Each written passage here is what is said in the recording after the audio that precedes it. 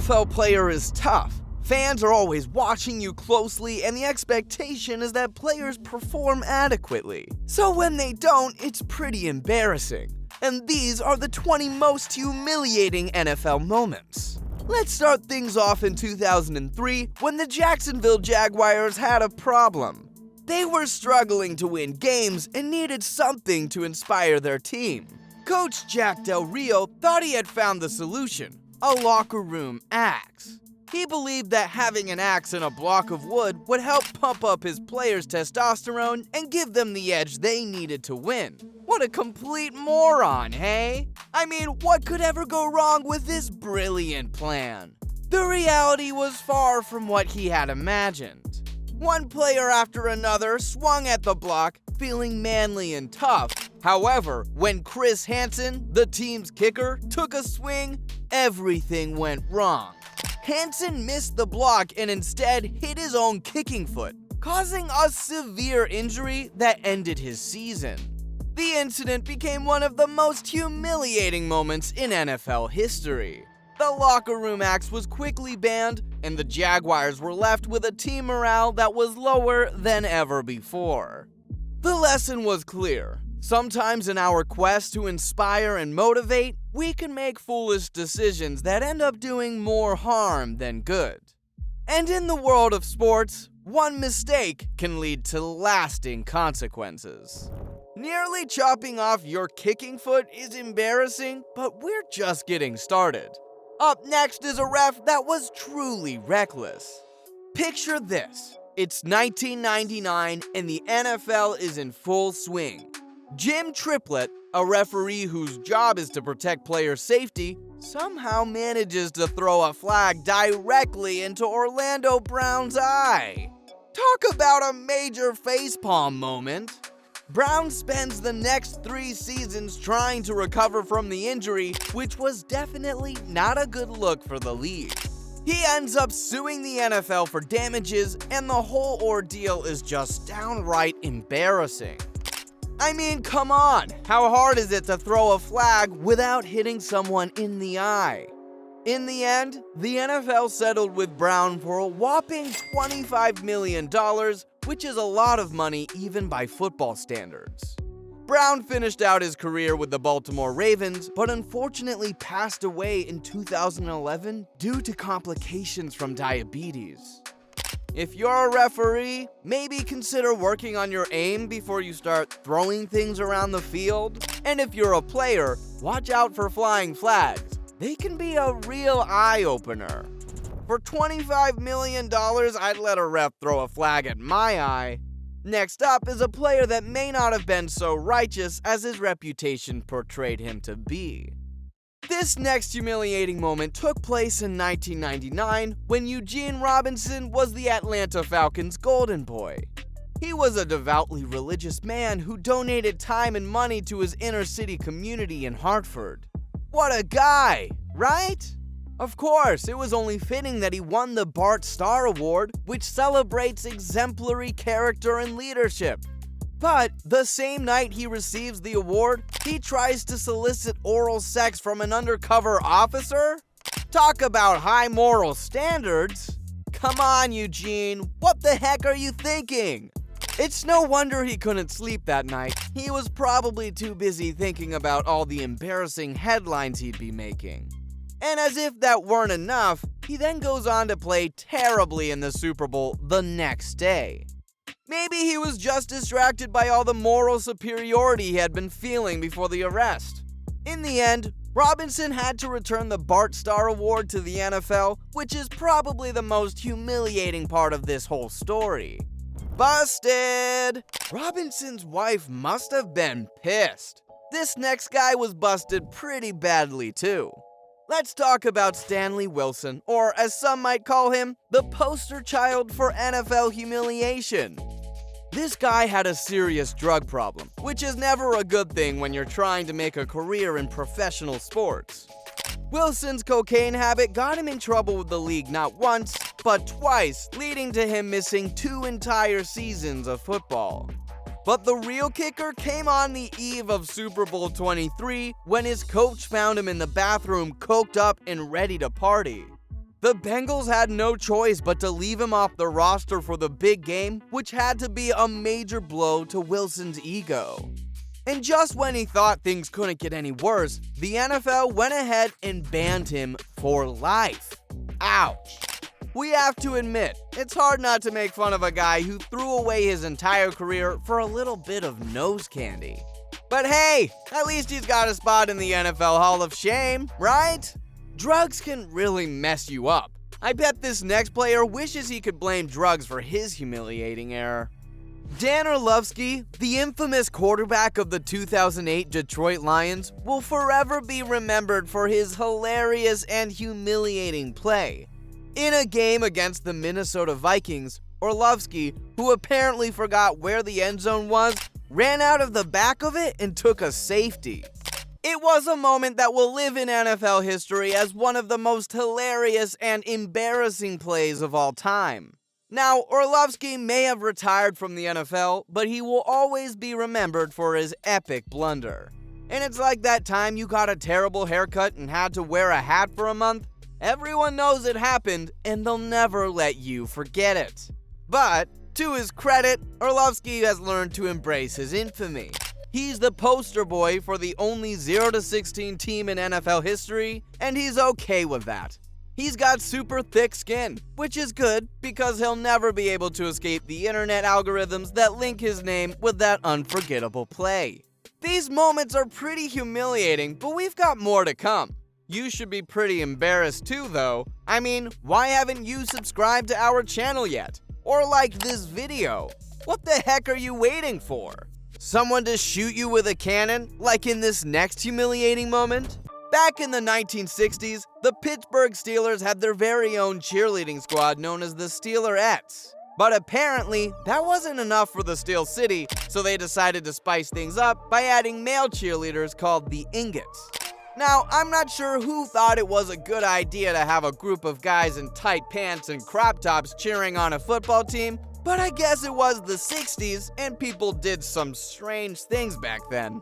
Anyway, the Ingots got a tradition of firing off a cannon when the Steelers scored a touchdown. But during one game, they got a little too trigger happy and set it off right next to Buddy Dial as he scored a touchdown. I guess Dial wasn't a fan of loud noises because he practically jumped out of his skin. So the Steelers front office had had enough of the Ingots and told them not to bother showing up for the next season. Honestly, can you blame them? I mean, who wants a bunch of dudes shooting off a cannon every time they score a touchdown? That's just asking for trouble. You got to think those Ingots lost their damn minds. Buddy Dial could have beaten the crap out of them. At number 14, we have a humiliating moment that is so outrageous, it's hard to believe that it's actually true. Next, let's talk about Terrible Smith and his genius plan to cheat his way through the NFL's drug tests. I mean, who needs actual talent when you can just strap on a prosthetic penis filled with someone else's urine, right? This guy had the audacity to call his cheating kit the Whizzinator, like it was some kind of fancy gadget from James Bond. And if that wasn't bad enough, he decided to bring this ridiculous contraption through airport security.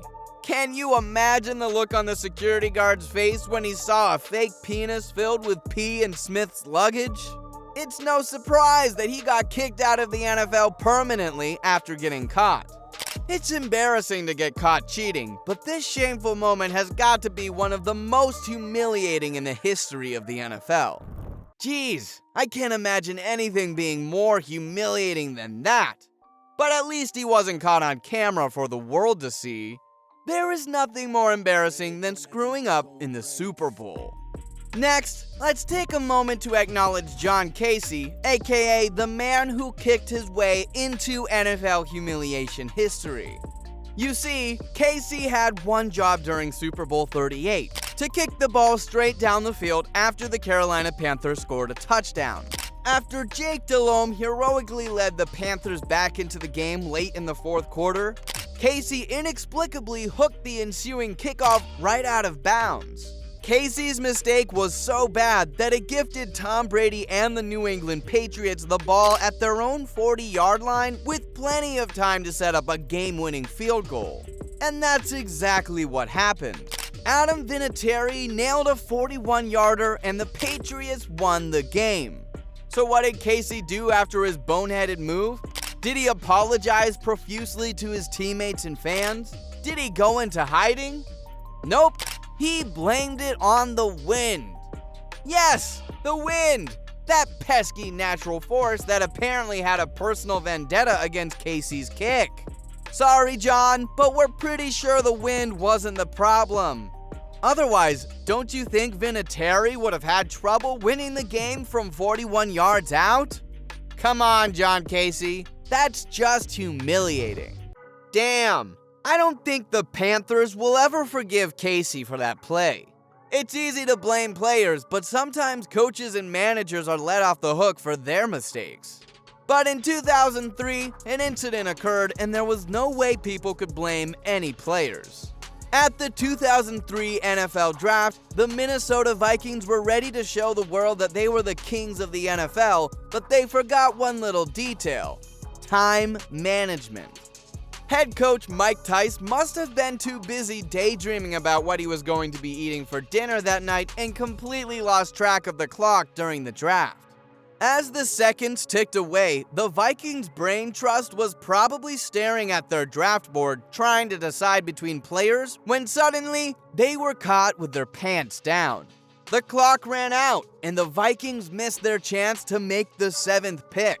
The Jaguars and Panthers swooped in and made their picks, leaving the Vikings to pick up the scraps at number 9. It was a humiliating moment that showed the world that the Vikings were not quite as sharp as their horned helmets made them look. How do you run out of time at a draft? Especially at pick number 7? I mean, you just need a list of 7 names. How hard is that? Up next is one of the most horrendous plays in Super Bowl history. Though it happened a while ago, we would be remiss not to mention the Jackie Smith blunder as one of the most humiliating plays in NFL history. He must have felt like he had butterfingers during Super Bowl 13. The poor guy had a chance to score a touchdown and tie the game for the Dallas Cowboys.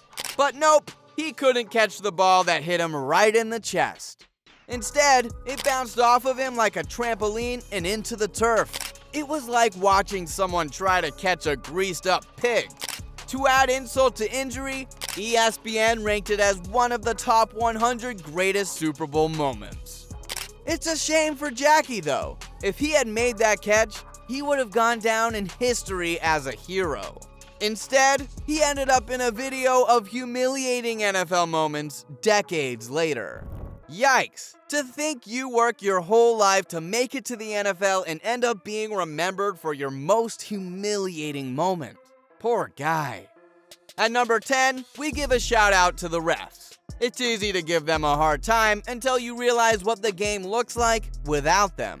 In 2012, due to a strike, the NFL had to find replacements for all the league's referees. The replacement referees were like a comedy of errors, except it wasn't funny, it was humiliating. Their lack of experience and expertise in officiating led to a myriad of botched calls and missed penalties. The most memorable and painful moment came during the Seahawks vs. Packers game when a Seahawks touchdown was awarded despite a blatant pass interference by the Seahawks. The replay review somehow missed the obvious foul, leaving everyone flabbergasted. The NFL couldn't sweep it under the rug, even with a pooper scooper. Fans and players alike were outraged. Some suggested that the replacement refs were actually referees from a local middle school. It was like the NFL had hired the Three Stooges to officiate its games. It was so bad that it only took 3 weeks before the NFL reached an agreement with its original referees. And they say comedy is hard. Try officiating a professional football game without a clue. Can you believe how incompetent those idiots were? How hard is it to ref a damn football game? Apparently harder than we think, and apparently the walls in Washington are pretty damn hard too.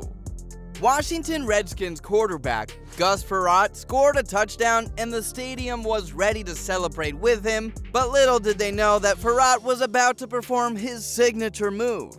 He ran straight to the wall and headbutted it with the force of a bull in Pamplona.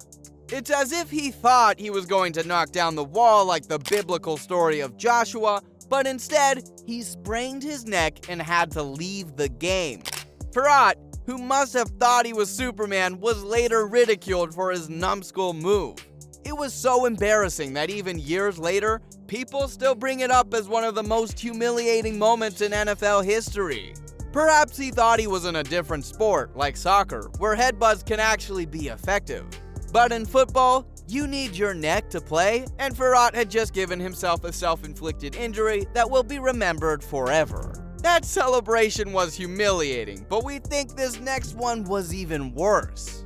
Cardinals place kicker Phil Grammatica did his part by nailing a field goal, but then tore his ACL celebrating afterwards.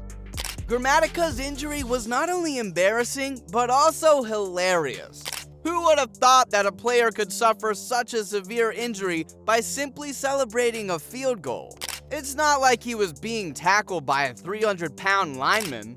No, he was jumping up and down like a little kid who just got his first bicycle. And to make matters worse, it wasn't even a game-winning field goal. It was a regular season game against the Giants. Grammatica's overzealous celebration would end up costing him the rest of the season and left his team without a kicker. It just goes to show that sometimes it's best to keep your celebrations low-key and save the jumping for joy until the game is over. Kicking isn't an easy job, but it's even harder when your quarterback hates you. During the 2005 season, Mike Vonderjack continued his mouth-running ways and stated that head coach Tony Dungy, who was known for his calm demeanor, was too laid back and needed to show more emotion. Peyton Manning was not impressed and called out Vonderjack publicly, calling him a liquored-up idiot and saying that he would never be a team leader. Vonderjack responded by saying that Manning had no leadership skills and that the Colts would have won multiple Super Bowls if someone like Brett Favre was their quarterback instead. The tension between the two only escalated as the season went on. In the playoffs that year, Vonderjack had the opportunity to tie the game against the Pittsburgh Steelers with a field goal, but he missed badly. Manning, who had been calling him our idiot kicker all season, just shook his head in disbelief.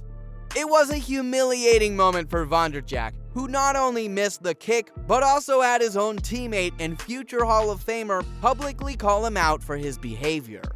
Missing kicks is embarrassing, but that happens all the time. Getting caught cheating is even more humiliating. In 2015, the New England Patriots were caught deflating footballs in order to win a game against the Indianapolis Colts. Deflategate was a huge scandal for the Patriots, but it's not like they weren't used to cheating. They had already been caught videotaping opponents' signals in 2007. Did they really think that no one would notice that the balls were deflated? If Brady threw an interception, his opponents would quickly realize that these jerk-offs were tossing around a pancake. And let's not forget that the Patriots tried to blame it all on the guy who actually handled the balls, equipment assistant Jim McNally. I mean, seriously? Poor Jim was just doing his job and the Patriots tried to throw him under the bus. As if a professional equipment manager didn't know how to use the damn pump properly. No wonder Gronk was catching those passes so easily. All in all, it was a humiliating moment for the Patriots and the NFL as a whole. But hey, at least Tom Brady got to take a nice vacation during his suspension. Maybe he needed a break from all that cheating. Players, coaches, refs, even equipment managers, no one is safe. Not even the anthem singer. Christina Aguilera, with her powerful voice, was given the honor of singing the national anthem before the Super Bowl. However, it turned out to be one of the most humiliating moments in NFL history when she forgot the words.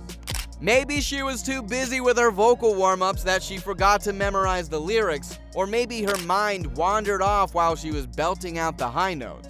Whatever the reason, she messed up the words and sang the wrong ones at the wrong time. She even tried to recover with some improvisation, but it was too late. The damage was already done, and she had to face the embarrassment of making one of the biggest blunders in NFL history.